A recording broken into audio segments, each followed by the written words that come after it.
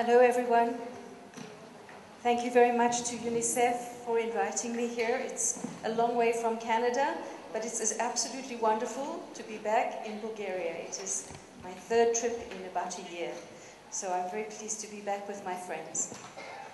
The last visit I came to Bulgaria was to do an evaluation of the current situation with regard to the baby-friendly hospital initiative in Bulgaria. So I will only be reporting on the findings, and this is what I've been asked to report on today.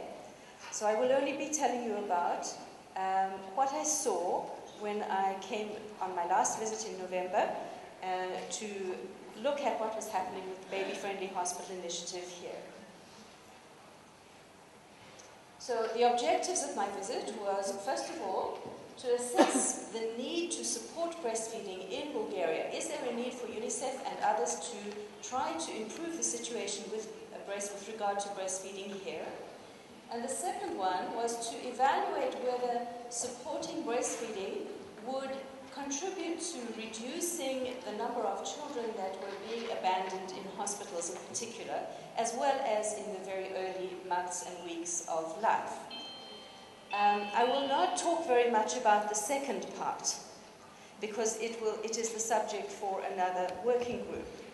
But let me at the outset say that every step, every action that occurs that separates the mother from the baby at the time of birth will allow for the mother to abandon that baby more easily. We know that mothers who keep their babies with them, who breastfeed them, who touch them, who hold them, who care for them, are less likely to leave that baby behind. So anything that encourages breastfeeding will also encourage mothers to keep those babies, especially the ones that are at risk. So when I came, I visited 7 hospitals. 6 of them were the ones listed here that are some of the hospitals that had been officially designated as baby-friendly in Bulgaria. And I visited 1 hospital that had not been accredited as baby-friendly.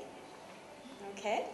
And it was across the country. You probably know many of these hospitals, but I won't name them in terms of giving the report.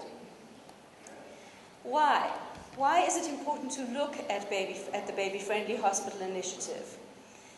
This morning, the ambassador from Hungary listed a number of benefits of breastfeeding.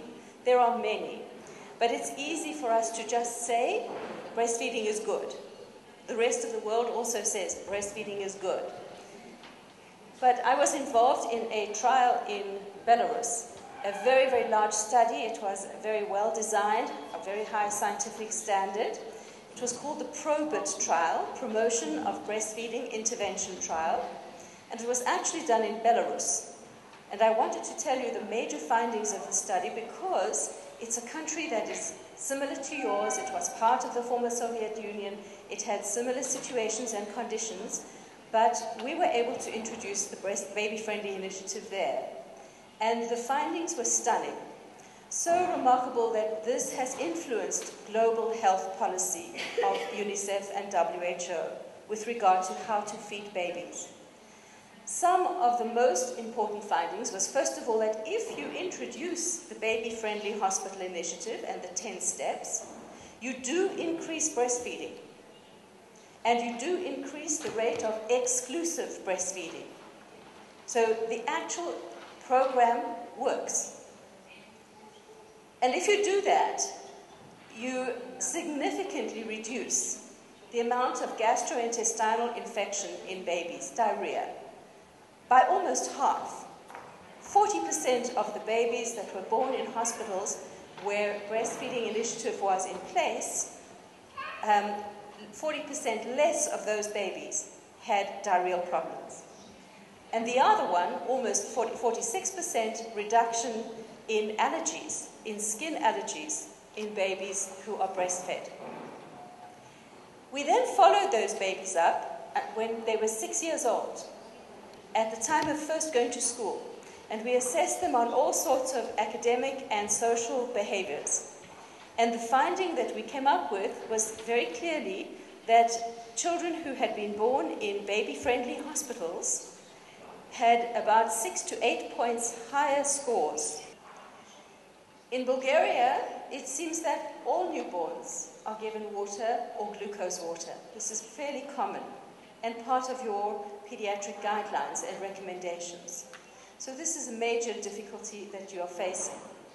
We know 93% or more of babies are given other liquids by 2 months. We know 50% of babies are given solid food by about 2 months. I learned that 85%, which is almost all the babies, are given solid food by 3 months. And only 6% are estimated to be given exclusive breast milk at 6 months.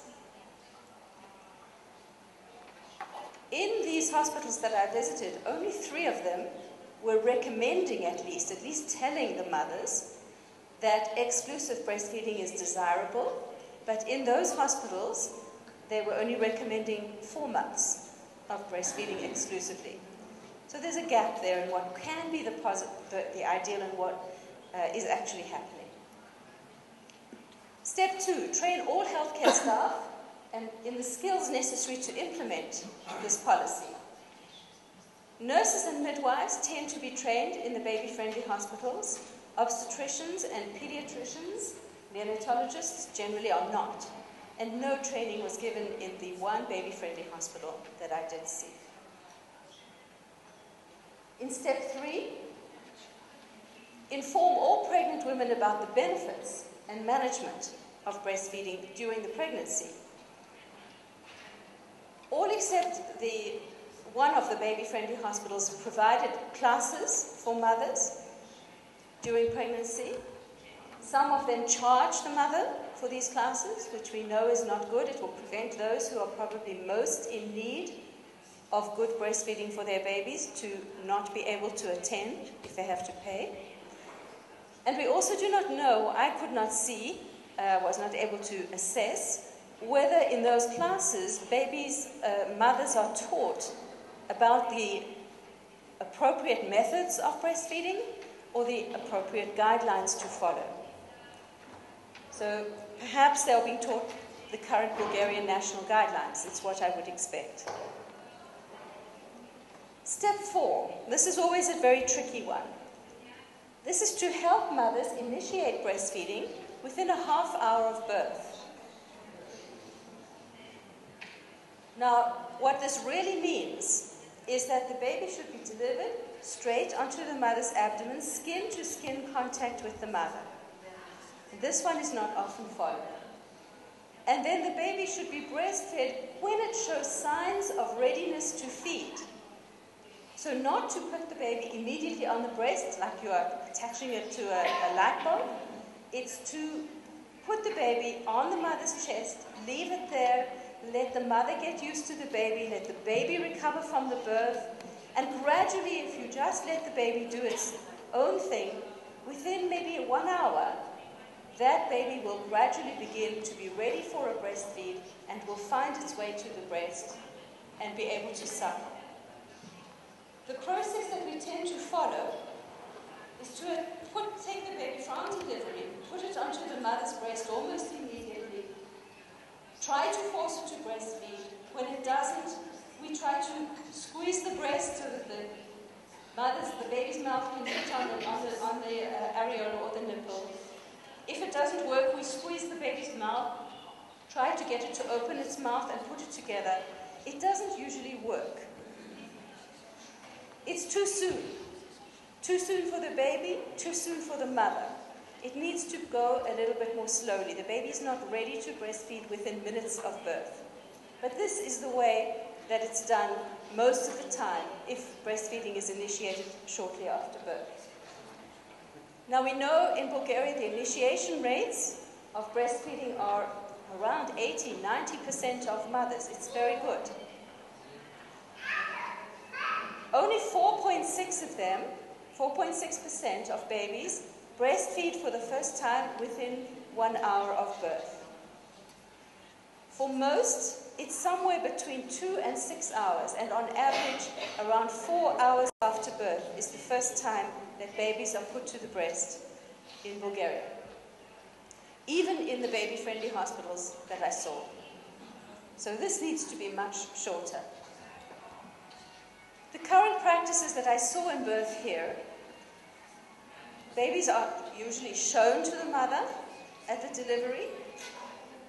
They might have skin-to-skin contact for a very short time, maybe a few minutes. There was one hospital that was an exception to this. Usually the first breastfeed is within 2 to 6 hours.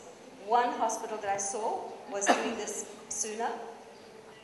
The baby is then moved to a separate observation area. One hospital again was an exception. Sorry, 2 hospitals were doing this. Babies were washed under running water. Also, we know that this is not appropriate care anymore. It used to be, but not anymore. And babies are given eye drops within minutes of birth. The eye drops are important, but it should be delayed for an hour or 2, so that the mother and the baby can see each other. The baby is awake and alert for that first hour or 2 after birth. This is the best time for the mother and the baby to make contact, to begin to communicate in some way. And if the baby has eye drops, it prevents the baby from seeing the mother. Step 5.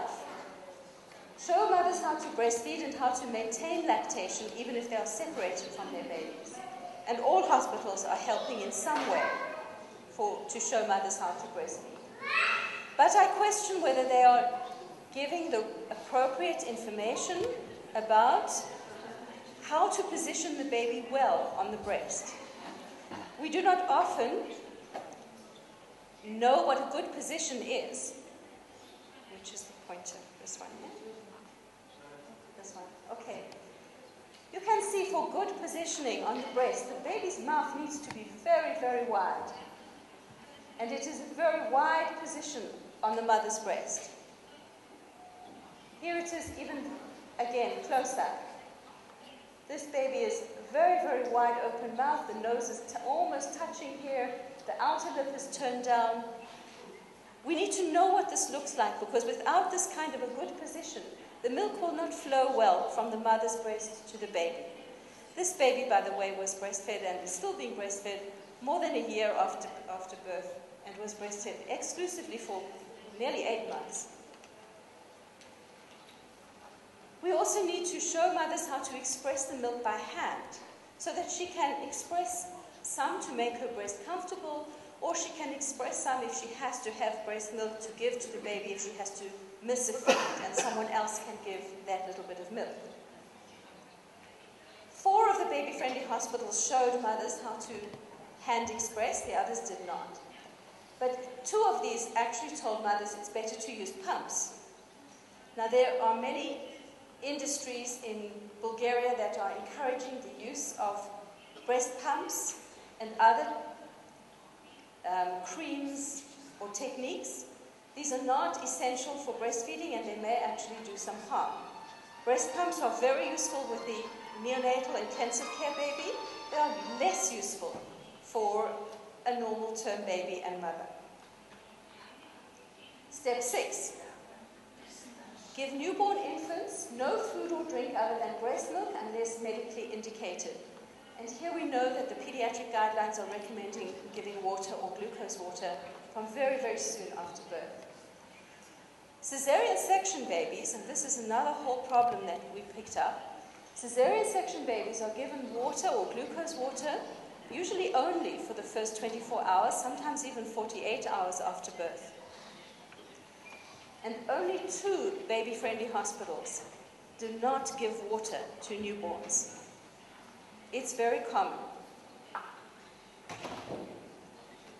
Practice rooming in is step 7. Allow mothers and infants to remain together, simply because it's easier.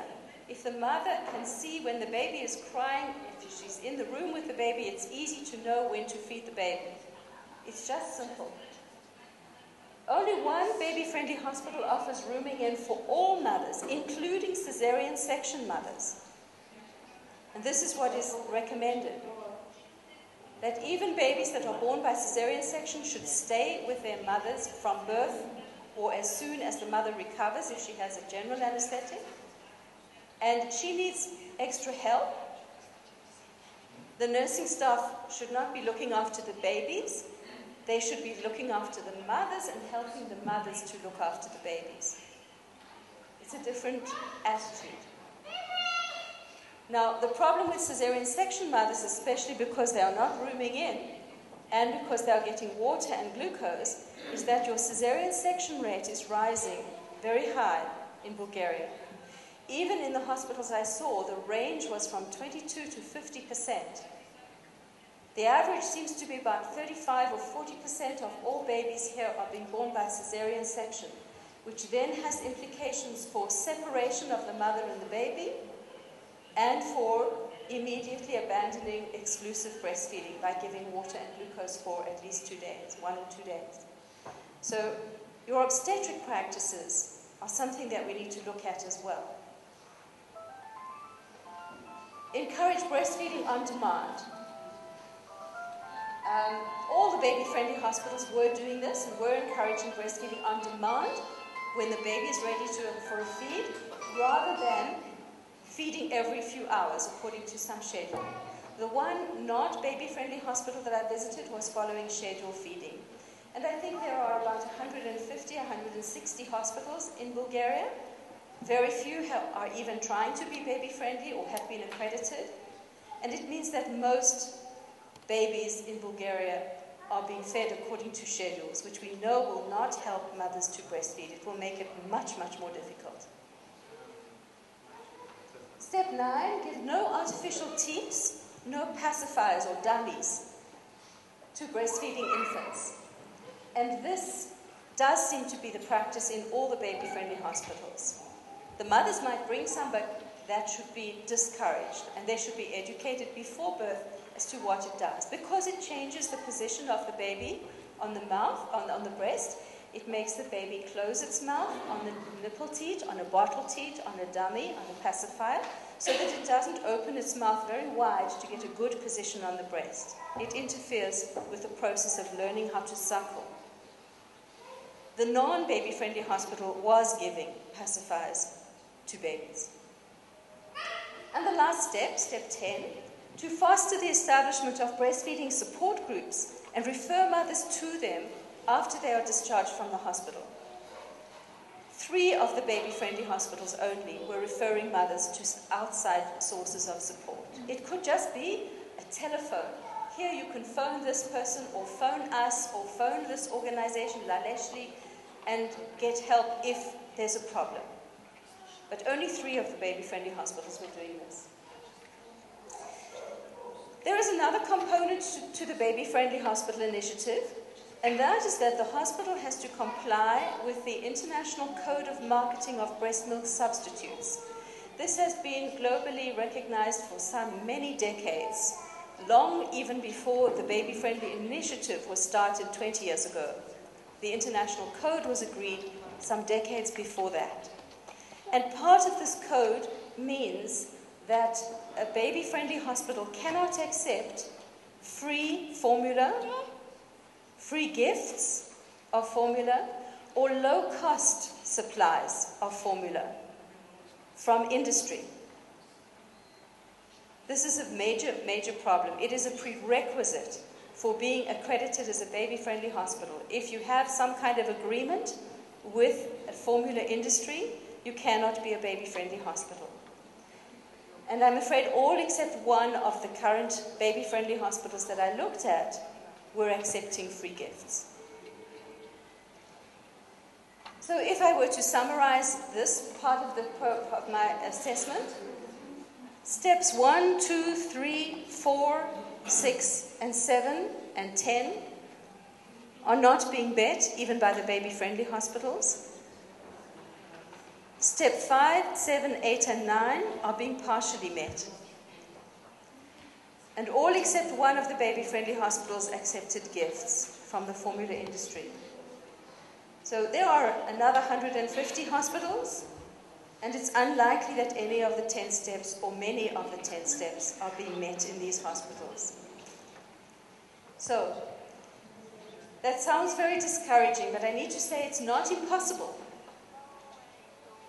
One hospital that I saw was very close to following all of the baby-friendly principles. And this was, if one can do it, everybody can do it. If half of the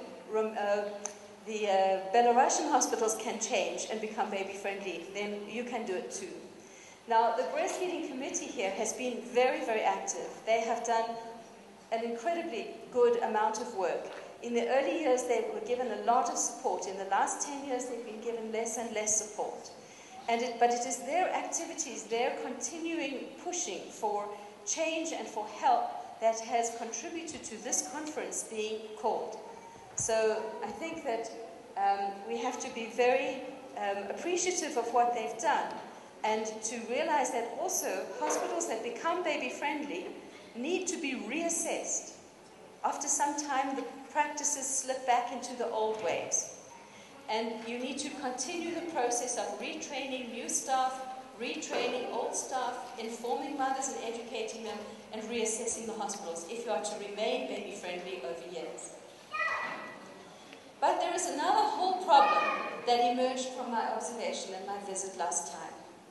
And that is that what we call evidence-based practice in terms of obstetric and neonatal care is not very current in Bulgaria. Now, in the last 20 years, in the rest of the world, there has been a revolution in obstetric and neonatal care. There was the development of a program which said that we need to follow scientific research and findings in our practices. We need to know that what we are doing is truly effective. And we can only do that if our research is based on sound principles, especially in the methods of selection of who is included in research. We need to make sure our samples are unbiased, they're not influenced. We don't include one person in one group because we think they'll do what we're looking for, and leave that person out of another group because we think they won't help us in the research. We need to randomly select people and put them into an intervention group or not.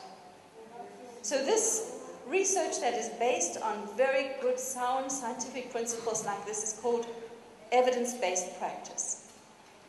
Randomized controlled trials is the kind of design that is used. So when we did this kind of research and we analyzed thousands of pieces of research in terms of how good was the science, how good was the research method that was used, and then how much can we trust those findings, we found that many of the practices that were in place in all of our hospitals were actually doing more harm than good. What we thought was good was not actually helping the mothers or the babies. Some of these are obstetric practices, some are neonatal. Let's look first at obstetric. The Caesarean section rate. WHO recommends a Caesarean section rate of between 5 and 15% in any hospitals. And we know from our research that mothers who give birth by Caesarean section are much less likely to breastfeed, either to initiate breastfeeding or to breastfeed at 3 months or 6 months, or exclusively or any breastfeeding. Caesarean section mothers have more trouble breastfeeding. We know that in Bulgaria, the Caesarean rate is high, as much even as 40–50% of babies. We know that these mothers and babies are separated after birth, which we know will prohibit good breastfeeding. And we know that these babies are given glucose water. So this is not good obstetric care. We also know from our very good research that high rates of induction will contribute to more Caesarean sections. Routine use of electronic fetal monitoring will contribute to increased rates of Caesarean sections. Using multiple drugs in labor interferes with the process of labor and can also result in more caesarean sections, which will in turn affect breastfeeding. We know that high rates of episiotomy are not good for mothers and can interfere with breastfeeding. The mother has to be stitched up afterwards, the baby is separated, all of these things interfere with breastfeeding. Exteriorizing the cervix, examining the cervix after birth for tears, is another procedure that is done which is not appropriate. It does more harm than good in most cases unless there's excessive hemorrhaging, and will again interfere with breastfeeding. And excluding fathers from birth, and not necessarily fathers, but the woman's supportive companion, whoever she would feel most comfortable from her family being with her, her mother, a sister, a friend, or her husband or her partner, if it's a young girl. This can contribute enormously to her feelings of satisfaction with birth and her ability to breastfeed. In many countries of the world, partners accompany women during birth for at least 90% of the time. They come at the birth, they stay with the mother straight after delivery, can hold the baby, and they can visit and be with the mother after the birth in the postpartum wards. And this tends to make for far more satisfaction with birth.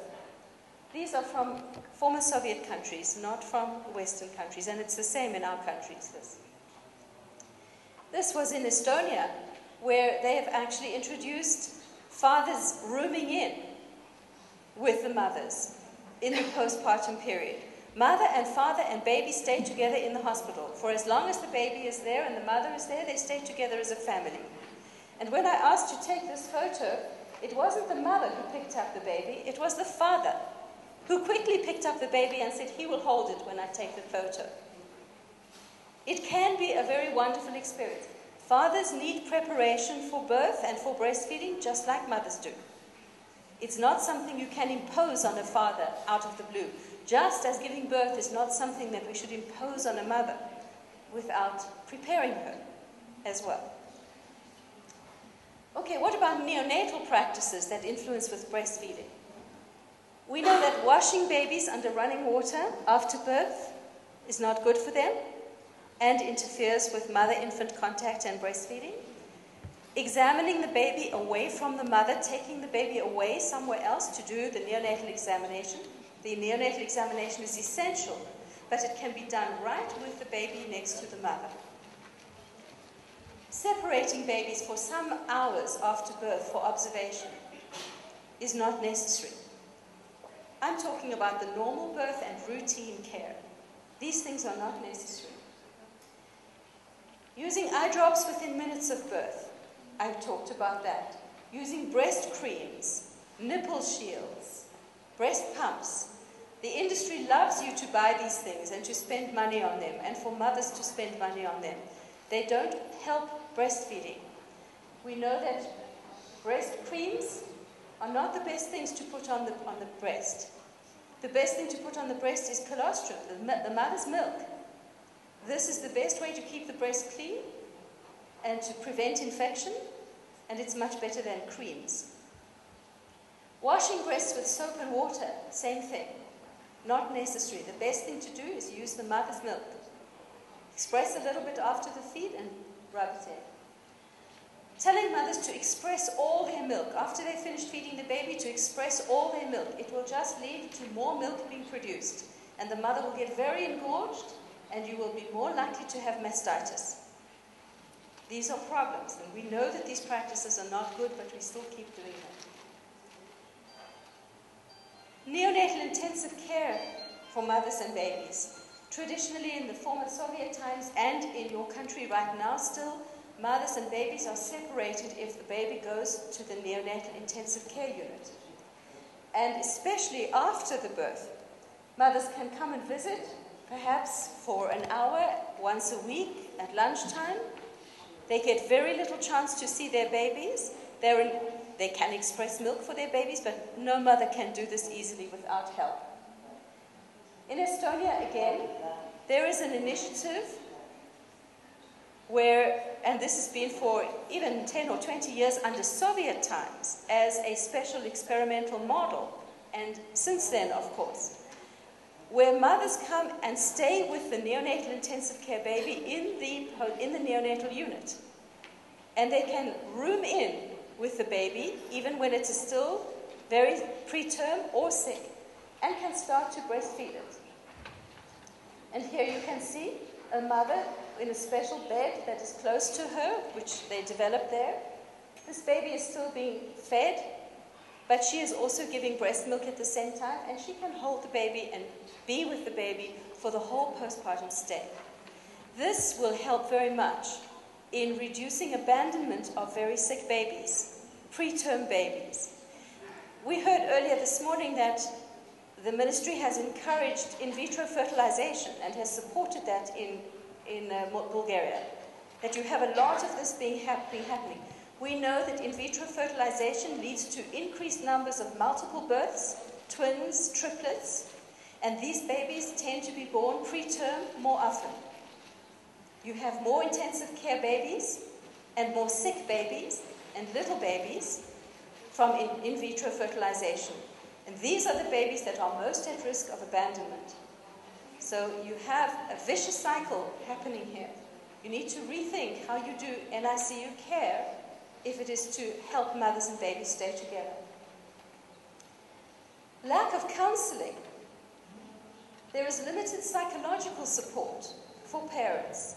Preparation not only for birth and pregnancy and what to eat and what not to eat and what health care to follow, but preparation for the psychology of pregnancy, of becoming a mother, and the impact on the family, on the father, and on the marital relationship. There is little preparation or support for the psychology.